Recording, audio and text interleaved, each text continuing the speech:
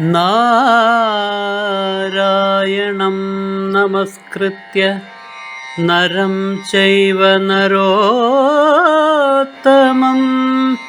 ദേവീം സരസ്വതീം വ്യാസം തതോ ജയമുദീരയേ.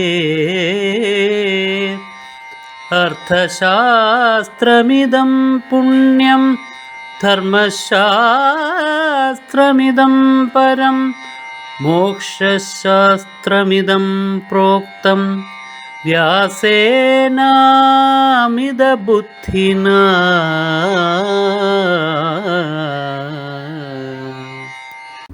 വിയുക്ത കവചേനേഷ സഹജേന വിചേതന കുണ്ടലാഭ്യാം ച ദിവ്യാഭ്യാം വിയുക്ത. ഭീഷ്മൻ തുറന്നു പറയാ, ഇവനെ ആർക്കും തോൽപ്പിക്കാതിരിക്കാൻ വേണ്ടിയിട്ട്, ഇവന് ജന്മസിദ്ധമായിട്ട് ഈശ്വരാനുഗ്രഹത്താലായിരിക്കണം ഇങ്ങനൊരു സൗകര്യം ലഭിച്ചത്, അനുഗ്രഹം ലഭിച്ചത്. കവചവും കുണ്ടലങ്ങളുമുണ്ട്.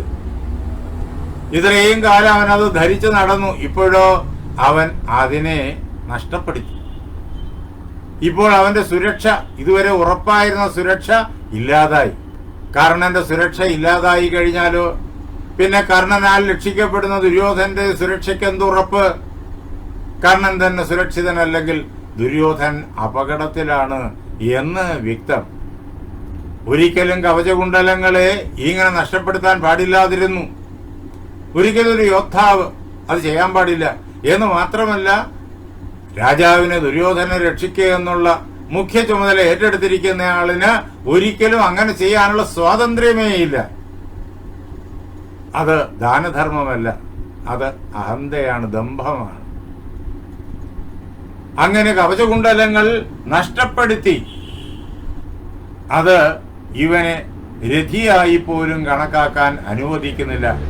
പിന്നെയോ സതതം ഘൃണി, എപ്പോഴും എല്ലാവരോടും വെറുപ്പ് ഹൃദയത്തിൽ കൊണ്ട് നടക്കുന്നവൻ, വിദ്വേഷം ഹൃദയത്തിൽ കൊണ്ട് നടക്കുന്നവൻ. അങ്ങനെ വിദ്വേഷവുമായി ജീവിക്കുന്ന ഒരാളിനെ അതിരഥിയായിട്ട് കാണാൻ പറ്റില്ലെന്ന് മാത്രമല്ല, രഥിയായി പോലും കണക്കാക്കാൻ പറ്റില്ല. അത് രഥിക്ക് ചേർന്ന മാനസികമായ വിശേഷം അല്ല. പിന്നെയോ വേറെയുണ്ട് കുഴപ്പം. എന്താണെന്ന് ചോദിച്ചു കഴിഞ്ഞാൽ, അഭിശാപാച്ച രാമസ്യ ബ്രാഹ്മണസ്യ ച ഭാഷണാത്. ശാപമുണ്ട് ഇവന്. ആരൊക്കെയാ ശപിച്ചിരിക്കുന്നത്? ഒന്ന് രാമൻ, വേറൊന്നൊരു ബ്രാഹ്മണൻ. അവരുടെ രണ്ടുപേരുടെയും ശാപം യുദ്ധരംഗത്ത് ഫലിക്കത്തക്കതായ ശാപം. അത് ഇവനെ നിർണായകമായ മുഹൂർത്തത്തില് തകർത്തുകളയും.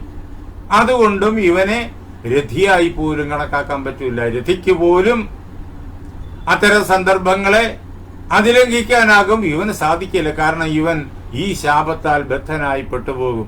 രക്ഷപ്പെടുത്താനോ അവിടെ കവചവുമില്ല, കുണ്ടലങ്ങളുമില്ല. എന്താ ഈ ശാപം? അഭ്യാസ കാഴ്ചയുടെ സന്ദർഭത്തിലാണ് കർണൻ ആദ്യമായിട്ട് ഈ രംഗത്ത് വരുന്നത്. അർജുനെ വെല്ലുവിളിക്കുന്നതും ദുര്യോധനന്റെ സുഹൃത്തായി മാറുന്നതും അംഗരാജാവായി മാറുന്നതും ഒക്കെ. അതിനെ തുടർന്ന് ദ്രോണാചാര്യരുടെ ശിഷ്യനായിത്തീരുന്നു കർണൻ. ദ്രോണനിൽ നിന്നിട്ട് വളരെയേറെ വിപുലമായ പഠനം നടത്തുന്നു. എന്തുകൊണ്ടെന്നാൽ അർജുനനെ തനിക്ക് തോൽപ്പിക്കണമല്ലോ. അർജുനന് അഭ്യാസം മുഴുവൻ കിട്ടിയിരിക്കുന്നത് ദ്രോണാചാര്യരിൽ നിന്നാണ്. അപ്പോ അദ്ദേഹത്തിൽ നിന്നിട്ട് പരമാവധി അർജുനൻ പഠിച്ചതെല്ലാം തനിക്ക് സ്വാധീനമാക്കുക. ദ്രോണനിൽ നിന്നിട്ട് പഠിച്ചു വളരെയേറെ. അവസാനം അർജുനന് ദ്രോണൻ കൊടുത്ത ഒരു പ്രത്യേക ദിവ്യായുധമുണ്ട്. ഈ ലോകത്തിലെ വളരെ കരുത്തുറ്റ ദിവ്യായുധം, ബ്രഹ്മാസ്ത്രം. അത് ദ്രോണൻ അർജുനനിൽ സംപ്രീതനായി അർജുനനെ വിളിച്ച് രഹസ്യമായി അനുഗ്രഹിച്ച് നൽകിയതാണ്. അത് എല്ലാവർക്കും കൊടുക്കില്ല. ആർക്കേ അത് കൊടുക്കാൻ പറ്റുള്ളൂ? ഒന്ന്, അത് പ്രയോഗിക്കാനുള്ള ശേഷി വേണം. 2, അത് ഉപസംഹരിക്കാനുള്ള തപോബലം വേണം. അങ്ങനെയുള്ളവർക്കേ കൊടുക്കാൻ പറ്റൂ. പോരാത്തതിന് അത് പ്രയോഗിക്കുമ്പോഴോ മറ്റൊരു മാർഗവുമില്ലാതെ വന്നാൽ ധർമ്മത്തിന്റെ രക്ഷയ്ക്ക് വേണ്ടി മാത്രം അങ്ങനെ പ്രയോഗിക്കാൻ പാടുള്ളൂ. അല്ലാതെ ബ്രഹ്മാസ്ത്രം എടുത്ത് പ്രയോഗിക്കാൻ പാടില്ല. ധർമ്മത്തിന്റെ രക്ഷയ്ക്ക് വേണ്ടി മാത്രം, ലോകത്തിന്റെ രക്ഷയ്ക്ക് വേണ്ടി മാത്രം പ്രയോഗിക്കുക. അതും മറ്റായുധങ്ങൾ കൊണ്ട് ലോകരക്ഷ ചെയ്യാൻ കഴിയുമെങ്കിൽ ബ്രഹ്മാസ്ത്രത്തിൽ തൊടാൻ പാടില്ല. അങ്ങനെയുള്ള ആളിന് മാത്രമേ, എന്ന് വെച്ച് കഴിഞ്ഞാൽ തപസ്സിന്റെ ബലമുള്ള ആളിന് മാത്രമേ അത് കൊടുക്കാൻ പറ്റൂ. അതിനെ ഉപസംഹരിക്കാനും ശേഷി വേണം. പ്രയോഗിച്ചു കഴിഞ്ഞാൽ അത് എല്ലാറ്റിനെയും തകർത്തുകളെയും. എന്തിനു നേരെയാണോ വിട്ടിരിക്കുന്നത് അതിന് മുഴുവൻ തകർത്തുകളെയും. അത് തകർക്കുന്നതിന് മുമ്പ് അതിനെ ഉപസംഹരിക്കേണ്ട സാഹചര്യം വന്നാലോ ആവശ്യം വന്നാലോ അതിനെ ഉപസംഹരിക്കണം, തിരിച്ചു പിടിക്കണം. തിരിച്ചു പിടിക്കണമെങ്കിൽ അതിനുള്ളതായ തപോബലം വേണം. ഇത് രണ്ടും ഉള്ളവർക്കേ അത് ഉപദേശിക്കുകയുള്ളൂ. അത് അർജുനനുണ്ട്. അർജുനൻ തന്റെ ശത്രുവായിട്ട് ആര് മുന്നിൽ വന്നാലും അയാളുടെ നേരെ ഇതൊന്നും എടുത്ത് ഉപയോഗിക്കില്ല. അങ്ങനെയുള്ള ആക്രമണ സ്വഭാവം അയാൾക്കില്ല. യുദ്ധത്തിൽ കർക്കശനല്ല അർജുനൻ. കഴിയുന്നിടത്തോളം യുദ്ധം ഒഴിവാക്കും. യുദ്ധം വേണ്ടി വന്നാലോ ശക്തമായ യുദ്ധം ചെയ്യും. മറ്റ് ആയുധവിദ്യ കൊണ്ട്, മറ്റ് അസ്ത്രങ്ങൾ കൊണ്ട് അങ്ങനെ ശത്രുവിനെ കീഴ്പ്പെടുത്തും. ബ്രഹ്മാസ്ത്രം അർജുനൻ എങ്ങും പ്രയോഗിച്ചില്ല. പാശുപതവും അർജുനൻ മനുഷ്യലോകത്ത് പ്രയോഗിച്ചില്ല. അത് മനുഷ്യലോകത്ത് പ്രയോഗിക്കരുത് എന്ന് പറഞ്ഞാണ് സാക്ഷാൽ മഹാദേവൻ നൽകിയിരിക്കുന്നത്.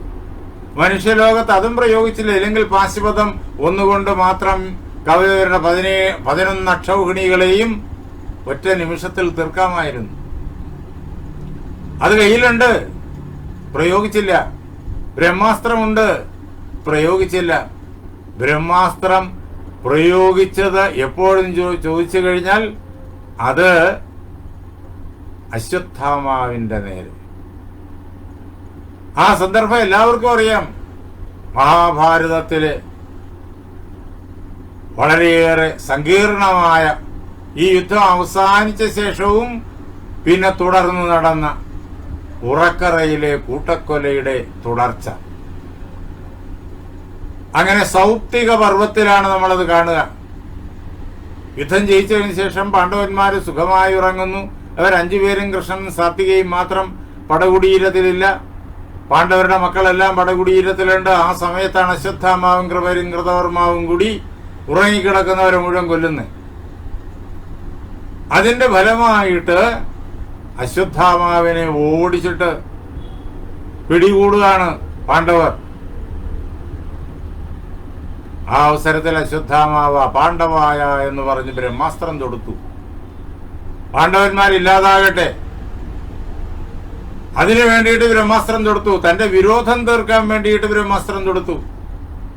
അശ്വത്ഥാമാവിന് ബ്രഹ്മാസ്ത്രം കിട്ടിയതും ദ്രോണനിൽ നിന്ന് തന്നെ. തന്റെ പുത്രന് അത് കൈകാര്യം ചെയ്യാനുള്ള യോഗ്യത ഇല്ലെന്ന് അറിഞ്ഞിട്ട് അദ്ദേഹം കൊടുത്തില്ല.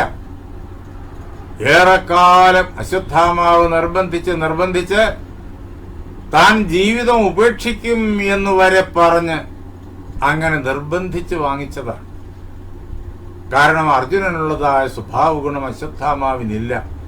അയാള് കൗരവപക്ഷപാതിയാണ്. അതിനു വേണ്ടിയിട്ട് പലതും ചെയ്യും. അങ്ങനെയുള്ള ആളിന്റെ കയ്യിൽ ഈ ബ്രഹ്മാസ്ത്രം കൊടുക്കാൻ പാടില്ല. പക്ഷെ എങ്കിലും കൊടുക്കേണ്ടി വന്നു. അതെടുത്ത് അയാൾ പ്രയോഗിച്ചു. അതിന് മറുപടി ബ്രഹ്മാസ്ത്രം മാത്രമേ ഉള്ളൂ. അർജുനൻ ബ്രഹ്മാസ്ത്രം ആ സന്ദർഭത്തിലെ പ്രയോഗിക്കുകയാണ്. ഗുരുവിനും ഗുരുപുത്രനും ലോകത്തിനും നന്മയുണ്ടാകാൻ എന്ന് പറഞ്ഞുകൊണ്ട് അസ്ത്രത്താൽ അസ്ത്രം ശമിക്കണം എന്ന് പ്രാർത്ഥിച്ചുകൊണ്ട് ആ ബ്രഹ്മാസ്ത്രത്തിനെതിരെ, അശ്വത്ഥാമാവ് പ്രയോഗിച്ച ബ്രഹ്മാസ്ത്രത്തിനെതിരെ ദ്രോണൻ തന്ന ബ്രഹ്മാസ്ത്രം അർജുനൻ പ്രയോഗിച്ചു. അപ്പോൾ മാത്രമേ പ്രയോഗിച്ചുള്ളൂ. ആ പ്രാർത്ഥന, ബ്രഹ്മാസ്ത്രം പ്രയോഗിക്കുന്നിടത്തെ ആ പ്രാർത്ഥന ഏറ്റവും വലുത്, ഏറ്റവും യോഗ്യനായ ശിഷ്യനെയാണ് ദ്രോണൻ ബ്രഹ്മാസ്ത്രം മനസ്സമ്മതത്തോടുകൂടി പഠിപ്പിച്ചത്. തനിക്കും ബ്രഹ്മാസ്ത്രം വേണമെന്നുള്ള ആഗ്രഹം കർണന്. അയാള് ദ്രോണനെ സമീപിച്ചു, ഏകാന്തതയിൽ നിർബന്ധിച്ച് ആവശ്യപ്പെട്ടു. പക്ഷേ കർണന് അതിനുള്ള യോഗ്യത തെല്ലുമില്ല എന്ന് ദ്രോണൻ അറിയാം, അതുകൊണ്ട് കൊടുത്തില്ല. അങ്ങനെ വന്നപ്പോ ഇനി ഇത് ഉള്ള ഒരു വലിയ ആചാര്യനെ കണ്ട് പഠിക്കുക തന്നെ. അതാര്? ഈ ദ്രോണന്റെ പോലും ഗുരുവായിരിക്കുന്ന പരശുരാമനാണ്. ആ പരശുരാമൻ തപസ് ചെയ്യുന്നത് മഹേന്ദ്രപർവ്വതത്തിലാണ്. ഭാരതത്തിന്റെ കിഴക്കേ ഭാഗത്ത് ബംഗാൾ ഉൾക്കടലിന്റെ സമീപദേശത്തായിട്ട് ഭാരതത്തിന്റെ മണ്ണിൽ പല സംസ്ഥാനങ്ങളിലായിട്ട് വ്യാപിച്ചു കിടക്കുന്നതായ പർവ്വതം. അതിന്റെ മുകളിൽ നിന്നിട്ടാണ് ആഞ്ജനേയൻ ലങ്കയിലേക്ക് ചാടുന്നത്. ആ മഹേന്ദ്രഗിരിയിൽ നിന്നിട്ടാണ് നാം ഇപ്പോ റോക്കറ്റുകൾ ആകാശത്തിലേക്ക് വിക്ഷേപിക്കുന്നത്.